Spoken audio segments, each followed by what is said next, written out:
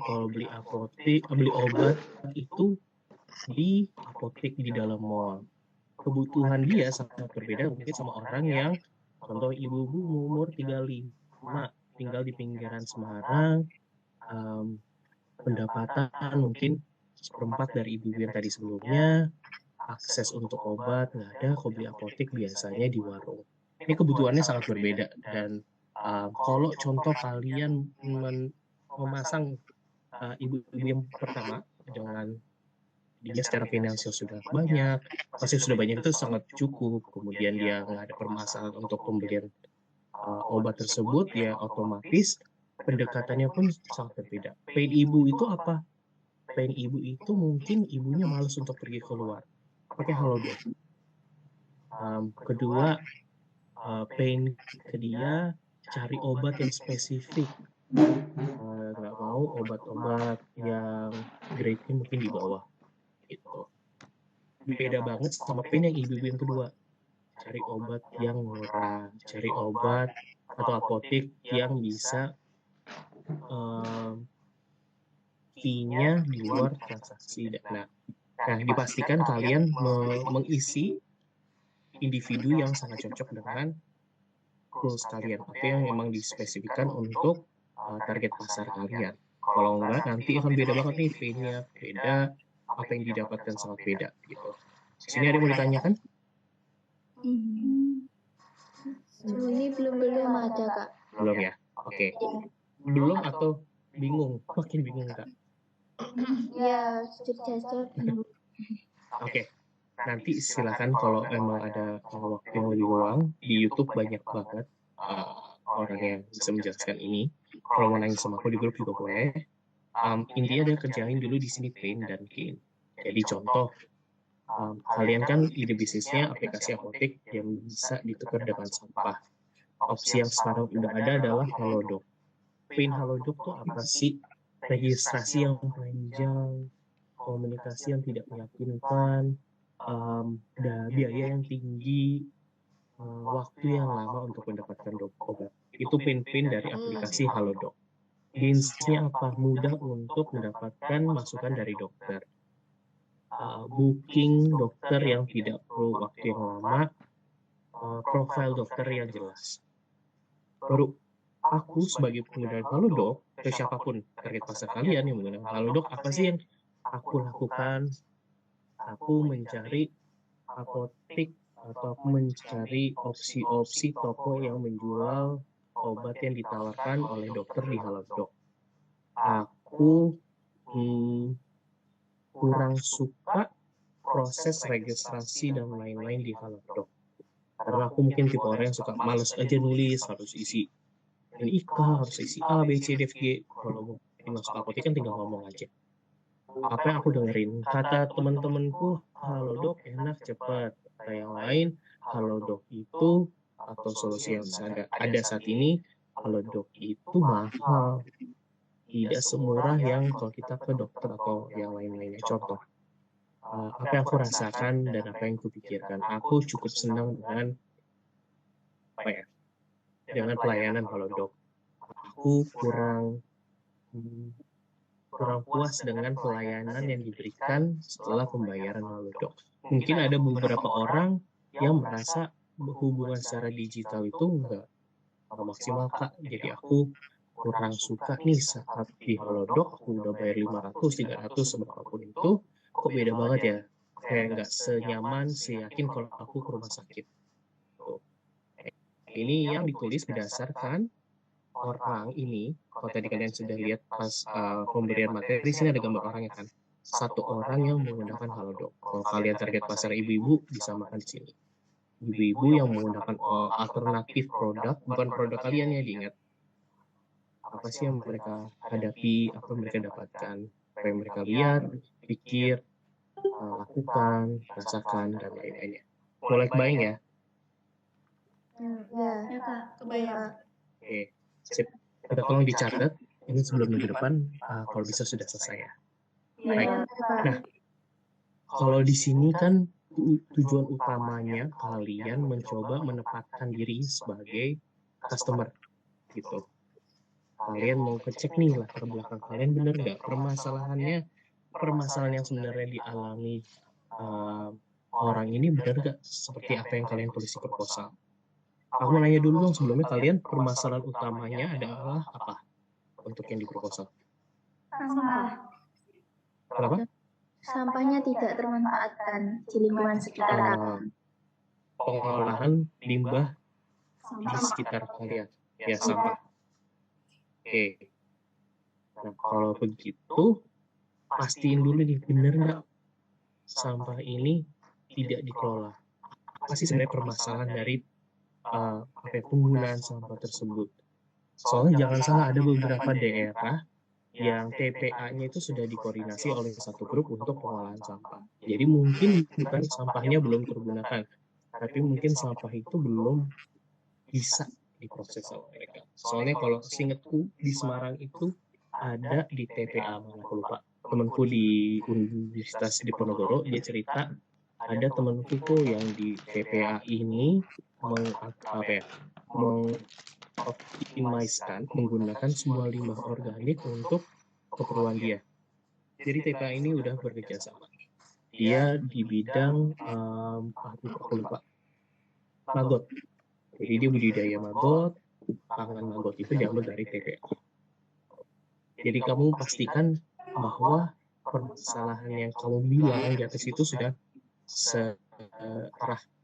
Nah ini hati-hati, kalau kalian fokusnya kemana nih? Kesehatan, akses kesehatan, atau ke limbah? Jangan sampai kalian nih sebenarnya menyelesaikan permasalahan penggunaan limbah, tapi ide bisnis kalian sangat kompleks. Buat aplikasi, harus ada titik drop sampahnya, dia harus ngumpulin uang. Ini jadinya kayak nggak permudah, kecuali kalian bilang pemanfaatan limbah untuk akses berobat atau akses obat. Beda banget ya, hal ini sama yang kamu bilang, permasalahan kita utamanya adalah penggunaan sampah limbah. Kalau penggunaan sampah limbah doang, sepertinya banyak nih opsi-opsi lain yang bisa kalian lakukan untuk menyelesaikan hal tersebut. Kalau harus bikin aplikasi dan lain-lainnya, buat orang seperti aku yang mungkin hanya baca, wah ini jadi repot banget ya, kita mau menggunakan sampah aja. Jadi pastiin lagi bahwa permasalahan yang kalian temui itu sudah benar. Dengan cara apa? Nanti silahkan tunjukin ini. Kalau kalian fokusnya di limbah, penggunaan limbah. Contoh, aku sebagai pegawai kantoran atau mahasiswa, aku mau ngolah limbah. Apa sih yang perlu aku lakuin? Pain-nya di mana? Kalau itu artinya kalau ini benar-benar kalian spesifikasi sebagai permasalahan utama adalah penggunaan limbahnya. Tapi pendekatan kalian seperti itu. Jadi silakan untuk dipikirkan lagi kira-kira apa sih sebenarnya permasalahan yang kita tekankan gitu. Karena kalau aku nggak salah lihat baca di proposal kalian, masih sedikit abu-abu kalian ngangkat bahwa stigma masyarakat tentang sampah, bahwa sampah ini nggak bisa diolah itu masih relevan atau tidak. Gitu. Benar nggak sih? Kok kalian cuma ngutip aja dari berita, tapi sebenarnya lapangannya seperti apa? Kemudian kalian juga menulis bahwa mindset dari orang-orang tentang obat itu mahal. Permasalahannya sekarang mahal atau mereka tidak punya biayanya. Kan dua hal yang berbeda ya. Kalau mahal ya kita harus buat kebijakan sehingga pemerintah bisa bantu harga obat ini turun. Tapi kalau permasalahannya adalah banyak yang tidak memiliki dana untuk beli obat, artinya kita bantu orang ini biar dapat penghasilan. Dengan cara apa? Dengan memasukkan uangnya ke dalam bank sampah itu. Seperti itu. Jadi pendekatannya harus hati-hati ya. Maksud hati-hati adalah segaris jangan sampai apa yang kalian omong tuh jadinya abu-abu, terlalu luas, dikerucutin. Permasalahannya apa, latar belakangnya, dan lain-lain. Oke? Kemudian di-define. Nah, di sini tahap kalian mengidentifikasi. Saat kita bilang di sini customer journey, artinya kan ada proses sebuah customer ya. Customer untuk mendapatkan apa? Menggunakan limbah tersebut. Apa sih awareness dia yang perlu dia lakuin? Awareness itu contoh seperti ini. Aku menggunakan limbah. Aku bertanya sama temenku, googling apa-apa. itu awareness dia. Touching points, akses internet, Google, bertanya pada teman. Touching point itu maksudnya adalah tahap di mana dia harus berinteraksi dengan manusia. Simpelnya gitulah. Atau aksi-aksi apa aja sih yang perlu dilakukan untuk di tahap awareness ini. Seperti itu. Tahap kesadaran dia sudah, tahap dia untuk mempertimbangkan konsiderasi dia untuk, contohnya kita balik ke Halodoc aja. Dia aware dulu nih, aku sakit, aku mendapat akses obat dari mana ya, aku mau konsultasi sama dokter di mana. Aktivitas yang aku lakukan adalah mencari tahu rumah sakit terdekat, daftar di rumah sakit, daftar Halodoc, mencari aplikasi, cari obat di GoMed, atau touching point apa aja sih dilakuin, touching point-nya membuka aplikasi, membeli, membayar obat dan lain-lainnya. Konsiderasi dia saat dia ke rumah sakit apa saja sih konsiderasinya? Transportasi ke rumah sakit, antrian yang panjang dan lain-lain. Touching point apa? Nah, di sini adalah tahap-tahap kalian bisa menunjukkan sebenarnya perjalanan dari customer kalian. Kalau dia pengen sehat, tapi nggak mau lama, apa sih yang dia harus tahu? Apa saja yang harus dipertimbangkan oleh orang ini? Apa saja yang dibeli? Acquisitions itu apa yang dibeli? Proses pembeliannya seperti apa? Kemudian pelayanannya seperti apa? Ada konsultasi gratis 1 kali di Halodoc. Kalau teman-teman pernah mungkin pakai, pemakaian pertama itu gratis konsultasinya. Loyalty itu seperti apa? Loyalty itu yang dimaksud adalah kata-kata orang lain itu seperti apa sih, pengguna-pengguna di komen, atau ada komunitas di IG, kalian bisa lihat komennya, seperti apa sih penggunaan Halodoc menurut orang lain, di sudut pandang dokter, dan lain-lainnya. Gitu. Nah, di sini ada touching points itu istilahnya titik di mana orang ini berinteraksi dengan manusia, kemudian emosi yang dia lakukan. Konsiderasi dia kebingungan, dia pusing, dia ya itu sih dia senang, contohnya servisnya sangat bagus, cepat, pembelian harga mahal, murah dan lain-lainnya. Ya, oke. Kalian nanti ada mau ditanyain? Belum ada. Belum. Oke. Jadi ini ingat ya, ini nyambung. Jadi kalian di sini memposisikan diri sebagai customer, dan kalian di sini tulis apa aja sih yang dihadapi oleh customer, apa saja yang dilalui. Ingat, ini contoh kasusnya adalah contoh kasus yang sudah ada di sekarang. Kalau contoh kalian mau buat aplikasi ini, contoh aja ya. Kalian mau buat aplikasi apotik. Opsinya yang sudah ada apa? Aplikasi apotik lainnya, Halodoc, atau apapun itu. Sudah ketemu, kalian sudah tahu nih tahap-tahapnya, kalian ideate itu adalah mempertemukan lah. Nah, jadi yang sebelah kanan itu yang sebelumnya. Yang sebelah kiri adalah ide kalian. Jadi, contoh, kalau yang tadi sebelumnya kan kereta. Mungkin contoh kereta aja. Kereta, keuntungan naik kereta itu apa? On time, cepat, murah. Pains apa?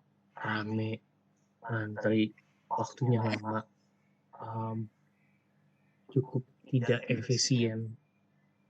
Itu adalah keuntungan dan beban yang dirasakan pengguna. Kalau Halodoc, contoh cepat, mudah diakses, jam berapapun tidak mengantri. Pain-nya apa? Tidak kerasa kayak konsultasi sama dokter. Hubungan antar manusianya, komunikasi via chat kurang enak. Biayanya cukup mahal, contoh aja. Customer jobs itu adalah tahap-tahap yang perlu dilakukan oleh customer untuk mencapai goals tersebut. Connect kereta apa? Datang ke stasiun, beli tiket. Kalau nggak punya tiket, beli kartu. Pakai kosong, top up dulu. Nunggu jadwal kereta, terus dia harus transit, naik kereta lagi, baru turun sampai tempatnya. Itu tahap-tahap yang dilakukan. Kalau Halodoc seperti apa? Harus download aplikasi, registrasi, cari dokternya, cari dokter yang aktif sekarang, chat dokternya, konsultasi, review, beli obat, apa-apa. Ini adalah step-stepsnya. fungsinya apa. Kalau kita tahu gains-nya, sebelah kiri kalian tulis gains yang kalian tawarin selain yang sini itu apa. Untuk kita mengidentifikasi nih, yang kalian punya yang beda dengan solusi yang sudah ada itu apa sih sebenarnya. Tulis gains karakter kalian. Kemudian pain reliever. Dan di sini ada pain, sakit. Nah, sekarang obat dari produk kalian apa? Kalau di sini, kalau dok contoh, mahal, kalian bisa murah. Biaya uang ditukar dengan sampah. Contoh lainnya, registrasi ribet. Kalian tidak perlu registrasi. Dari permasalahan-permasalahan yang sudah kalian tulis, di sini solusi yang kalian tawarkan apa? Dan kemudian di sebelah sini jelaskan secara mendetail tentang produk dan service yang kalian tawarin. Pasti ini sama step by step yang perlu customer lakukan di produk sebelumnya, serepot apa sih? Misalnya dibandingin ke produk kalian sama produk lama, solusi lainnya, yang mana nih yang kelihatan lebih mudah, lebih baik, lebih enak, biar kalian ada gambaran. Itu 3 tugas utama yang perlu kalian lakukan. Setelah itu, ini dilakukan istilahnya untuk administrasinya. Pertama, di sini kan ada, kalian ada berapa orang dalam satu kelompok? 4? 3? 4. Tiap orang kan memiliki kemampuan dan skills beda-beda nih. Silakan ditulis ini. Skill-skill kalian apa aja. Kelebihan A pasti berbeda sama kelebihan B. Kemudian dengan pengetahuan skills masing-masing orang, kita bagi tugas. Oh, kamu jago desain, oh, kamu jago bikin kata-kata, kamu jago bikin research. Dibagi tugasnya di situ. Nah, kalau sudah, tulis tujuan kalian. Karena tujuan orang, meskipun ya, kalian punya ide bisnis yang sama, tujuan orang A dan B ini bisa sangat berbeda. Kalau tidak dijelaskan dengan detail, apa sih goals kita? Aku mau fokus kesehatannya, aku mau fokus ke limbahnya. Sama-sama buat aplikasi. Tapi satu A yang fokus sama apotik, ya fokusnya sama apotiknya. Gak mikirin masalah kira-kira memungkinkan nggak ya orang-orang ini mengumpulkan sampah ke satu tempat. Jadi pastikan dulu kalian punya tujuan yang sama sehingga apapun yang kalian kerjakan, goals-nya, tujuannya yang sama, satu. Kemudian apa saja yang akan kalian lakukan untuk menjalani komunikasi yang baik. Contoh kalian, kita pakai aplikasi yuk untuk komunikasinya. Nanti kita buat susunan strategisnya minggu ini seperti apa, besok apa, dan lain-lainnya. Kasih deh, terus terakhir nama tim kalian. Oke? Jelasin filosofinya apa, makna buat tim kalian apa. Jelas ya? Siap, Pak. Oke, sip. Nah, kalian kan nanti akan diminta untuk bikin prototipe ya? Iya. Ya. Sebelum kita lompat ke prototipe langsung buat, pastiin kalian tahu dulu nih kira-kira fiturnya, keunggulannya, dijelasin secara detail seperti apa. Kemudian kalau bisa buat gambarannya, sketch-nya, atau apapun, silakan digambar dulu. Gitu. Ini biar terpampang aja, jadi kalian clear nih, sebenarnya prototipe apa yang kalian ingin buat. Kalau langsung bikin aplikasi mungkin susah ya, jadi mungkin kalian bisa pakai Canva, kalau ada yang bisa pakai Figma, bikin pakai PPT, yang bisa diakses, dipencet, bisa dilihat sama orang. Jadi orang yang kalian nanti akan coba di tahap berikutnya, mereka bisa kasih feedback yang jelas. Oh, menurut aku harusnya akses yang ini jangan diproses, prosesnya jangan terlalu ribet, dicepetin aja. Dan ini physical prototype, sumber dayanya, kalian buatnya seperti apa, siapa aja alatnya, dan apa-apa aja yang dibutuhkan untuk membuat produk ini. Kemudian langkah-langkahnya, jelasin secara mendetail. Untuk membuat ini tuh apa aja yang perlu dilakukan, steps-nya seperti apa. Nah, kalau sudah, prototipe ini nanti kalian harus tes. Uji coba, evaluasi. Kalian tes, minta feedback, hasil seperti apa, ini strateginya ya. Jadi kalian bikin plan dulu. Contoh nih kayak, kalau aku mau interview orang, pasti sebelum aku interview, aku bikin list dulu pertanyaannya. Sama seperti ini. Sebelum aku tes orang, aku tahu nih strategi tes aku seperti apa, hasil uji cobanya seperti apa. Ini cukup jelas ya. Pertanyaan apa yang kalian ingin tanyakan, informasi yang akan kumpulin apa aja, bagaimana Anda akan melakukan uji coba, hasilnya seperti apa, perubahan, dan lain-lain. Udah, seperti itu. Nanti di akhir-akhir, silakan nanti aku coba pastiin lagi. Ini harus mentoring keempat sih. Teman-teman akan diminta untuk pitching selama 3 menit. Ini di akhir pertemuan keempat. Nah, pertemuan pertama kita fokus ke sini aja dulu. Oke?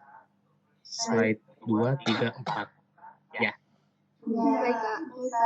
Oke. Minggu depan kita akan masuk ke sini. Sip. Oke. Ingat ya, teman-teman, ini sebenarnya untuk design thinking, goals utamanya adalah untuk memastikan bahwa ide proposal kalian itu sudah tepat. Ada masalah yang memang benar, solusi kalian itu sudah benar, dan lain-lainnya. Oke? Izin bertanya, Kak. Hmm. Ini berarti nanti pertemuan selanjutnya tanggal 11 ya, Kak? Aku harus konfirmasi lagi sih. Aku lupa. Bentar ya, coba aku cek dulu. Terusnya ada di 15-an? 15, tanggal 15. Tanggal 15. 11 itu Selasa? Iya, 15. 15 ya? 8 atau tanggal 15? Saya Iya. aku di sini kenapa kan?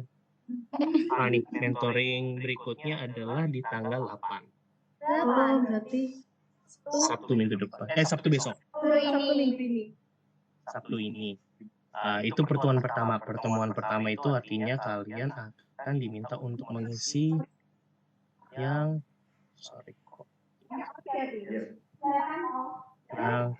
yang ini. Tanggal 8 kalian akan mengisi yang ini. Iya. Tanggal 15 kalian akan mengisi yang mentoring kedua. Yang ini. Ini kan ada tulisannya ya. Digunakan saat mentoring kedua. Jadi kalian fokus untuk sampai hari Sabtu ini ya artinya. Untuk kerjaan ini aja. Oke, aman?